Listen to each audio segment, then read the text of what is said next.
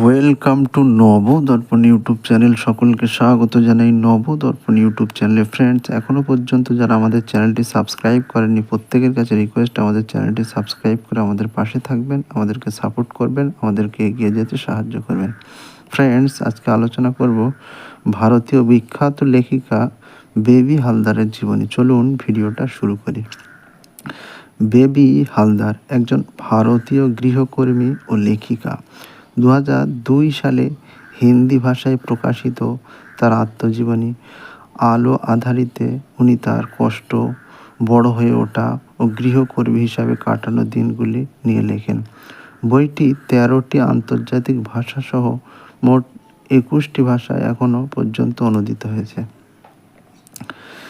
Baby Haldar কাশ্মীরে জন্মগ্রহণ করেন। 4 বছর বয়সে মুর্শিদাবাদে থাকাকালীন ওনার বাবা